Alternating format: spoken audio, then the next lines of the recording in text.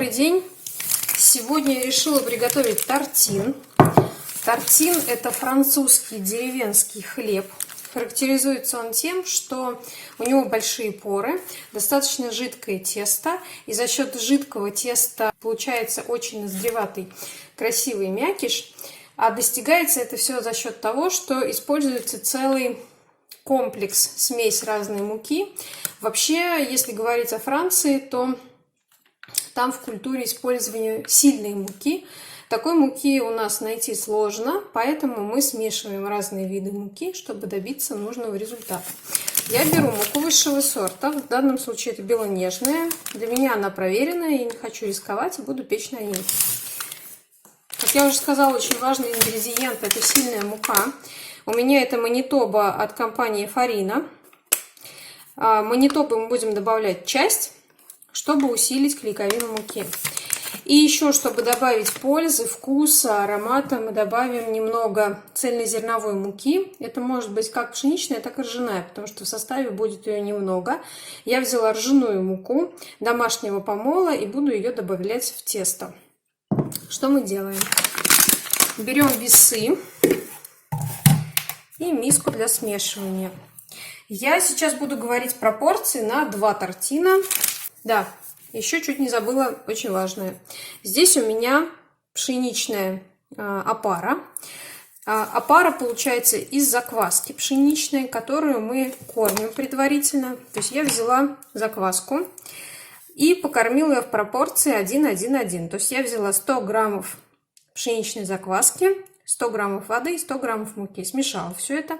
Она у меня простояла порядка 10 часов. Очень хорошо подошла.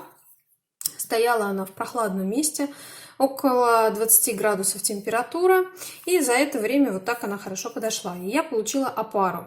Я беру вот эту опару и буду использовать ее как основу теста. Опары понадобится 100 граммов. Ставим миску на весы и отмеряем 100 грамм опары. Далее я добавляю воду. Важно, что вода должна быть холодная. И можно даже добавить туда лед. Можно слить максимально воду из-под крана. И прям когда она совсем будет холодная, ее тогда набирать. Воды мне понадобится 350 миллилитров. И дальше я добавляю муку. Начнем с высшего сорта. Его нужно будет 300 граммов. Сюда же добавляю сильную муку Манитоба. Вы можете использовать не обязательно Манитобу, любую сильную муку, у которой белок порядка 14%. Это может быть шугуровская, например. Берем 150 грамм и 50 граммов цельнозерновой. Все. Обращаю внимание, что соль я сейчас не добавляю. Соль я буду добавлять позднее, минут через 40-30, может быть. И буду смотреть на густоту теста. Если мне покажется, что тесто слишком густое, я буду еще добавлять воды. Потому что, напоминаю, на тартин тесто должно быть нежным, мягким и довольно влажным. Посчитайте влажность: 350 граммов воды на 500 граммов муки. Это влажность высокое тесто. Все, я смешала все тесто. Оставляю его примерно на 40 минут для аутолиза. Я думаю, что вы знаете уже, что это такое. Это процесс развития клейковины, когда тесто начинает приобретать свою структуру. Оставляю на 40 минут в покое. Тесто прошло аутолиз, и пришло время добавить соль. На это количество теста мне нужно будет 10 граммов соли. Добавляю. Напоминаю, почему используем мы соль.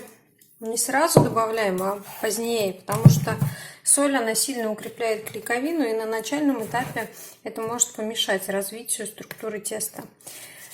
Я добавила соль и, наверное, капельку воды еще добавлю.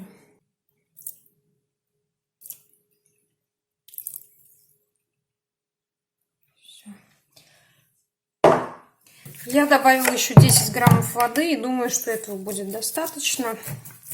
Сейчас тесто нужно перемешать с солью. Месить для этого очень активно не нужно. То есть я беру и просто вот его со сторон серединку вот так собираю. Мы будем это тесто складывать очень много раз. Соль еще успеет разойтись, поэтому упорствовать на этом этапе нет никакой необходимости. Самое главное, чтобы соль просто вошла в тесто. Вот как раз соль делит вот на такие полосы, на такие слои. Сейчас немножечко замешиваем, чтобы придать чуть большую однородность тесту, чтобы соль более-менее однородно туда разошлась. Но классического замеса, когда мы добиваемся гладкости, однородности, здесь не будет.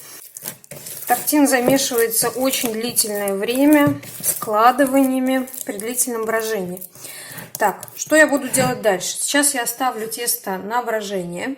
Брожение будет идти примерно 4-5 часов, и каждые полчаса мы будем его складывать. Чем больше складываний, тем лучше будет структура теста. Вы можете складывать даже каждые 20 минут. Ну, в принципе, через каждые 30 вполне достаточно. Чтобы не сбиться со счета складываний, засекаем, сколько сейчас времени. Намечаем плюс 4 часа. И отбивки каждые полчаса. То есть мы просто каждые полчаса подходим к тесту, складываем его и оставляем отдыхать. Через полчаса снова подходим, складываем и оставляем отдыхать. И так до того времени, которое вы себе наметили. У меня первое складывание теста на тортины. И все последующие складывания будут точно такими же, поэтому я думаю, что нет смысла все показывать. Я смачиваю руки водой. Ну, чтобы не хлюпало, а просто они были влажные. Беру тесто, отклеиваю от миски и вытягиваю. Складываю до середины. Разворачиваю, отклеиваю с другой стороны. Беру тесто, вытягиваю и накрываю полностью. Разворачиваю на 90 градусов. Здесь будет тянуться сложнее. Можете помочь рукой. Складываем до середины. И еще раз растягиваем и складываем. Я оставляю еще на 30 минут и напоминаю, что таких складываний нужно сделать примерно 7-8 штук. У меня последнее складывание теста на тортин. Растягиваю, складываю. Растягиваю, складываю. Растягиваю с этой стороны. И навстречу. Теперь нужно оставить тесто в покое на брожение еще порядка часа. После этого будем делать предформовку, формовку и оставлять на расстойку. Сейчас нужно выполнить предформовку наших тортинов. Подпыляем поверхность, чтобы тесто не прилипло. Задача предформовки в том, чтобы округлить и создать натяжение поверхности. Выкладываю тесто на стол. Как я уже говорила, у нас из этого объема теста получится 2 тортина. Поэтому разделяем на 2 части. Руки тоже можно припылить. Заворачиваем вовнутрь срезанный край. Самое главное, чтобы не было слишком много муки. Руки практически сухие, тоже без муки. Округляем, создавая натяжение на поверхности тестовой заготовки. Главное не перетянуть. Этого достаточно. Я оставляю на несколько минут. И вторую заготовку тоже срезанный край заворачиваем вовнутрь, переворачиваем и округляем заготовку. Прокатываем по поверхности стола. Тесто практически не липнет. Оно хорошо выбродило. Если крупные пузыри лопаются, это хорошо. Вот такое тесто. И оставляем его на 15 примерно минут. За это время нужно подготовить формы для расстойки. И далее будем формовать и укладывать формы. Прошло 15 минут. Достаточно отлёжки. И сейчас я буду формовать. Покажу формовку батард. Для батарда мы растягиваем немножечко заготовку. И затем один край берем в руки, накрываем. Берем второй край, подтягиваем, накрываем сверху, пробиваем ладонью, либо мягкой частью ладони. Крупный пузырь лопаем, берем за верхнюю часть, заворачиваем, подтягиваем. Еще раз берем, заворачиваем, подтягиваем. Еще раз заворачиваем и запечатываем заготовку. Все, заготовка готова. Красивая вот такая она получилась. Берем форму для расстойки. Обязательно ее нужно обработать мукой. Переворачиваем швом вверх. Я обязательно накрываю пленкой и оставляю на расстойку на ночь в холодильнике при температуре от 4 до 8 градусов тепла. Сейчас заформуем второй тортин. Во второй тортин я решила сделать начинку. В качестве начинки я использую орехи пекан и сыр пармезан. Достаточно много начинки, заготовка небольшая, но начинки вот такая горка. И сейчас вместе с начинкой я тоже буду делать формовку батард. Оттягиваю один край, заворачиваю, крупные пузыри лопаются, пробиваю, оттягиваю другой край, заворачиваю поверх, пробиваю, беру за верх, натягиваю, натягиваю и запечатываю. Все. Беру еще одну расстоечную корзину, обрабатываю мукой и укладываю заготовку швом вверх.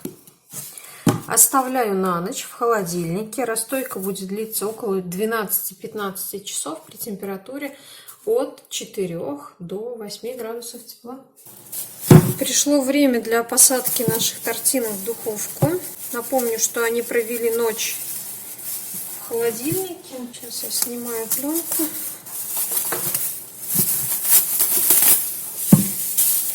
Они у нас хорошо поднялись, видны пузыри. Для того, чтобы испечь тортины, необходимо заранее прогреть посуду для выпечки. У меня сейчас прогревается гусятница в духовке на температуре 275 градусов. Она греется уже 35 минут.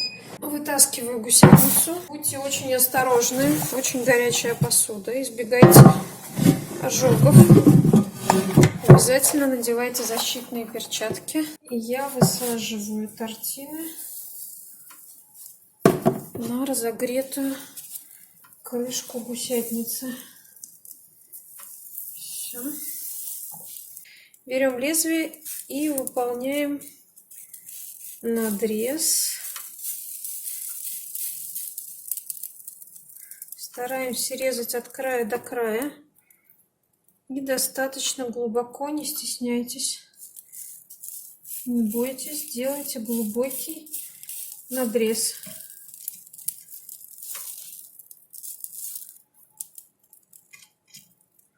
Все. Накрываем колпаком плотно и отправляю в духовку на 275 градусов на 15 минут.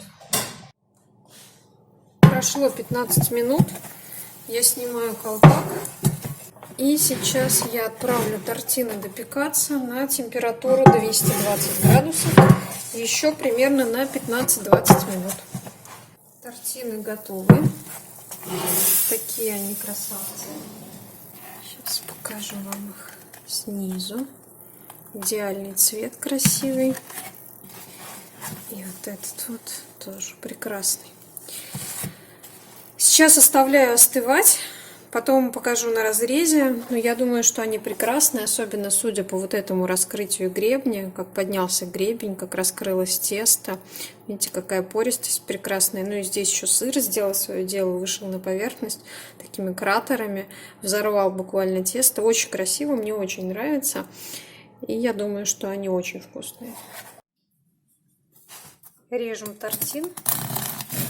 Очень хрустящая корочка, очень мягкий он, как видите. Вот такой классный. Шикарный мякиш. Просто шикарный. Я очень довольна результатом. Подписывайтесь на канал. Мы с вами испечем еще много всего интересного.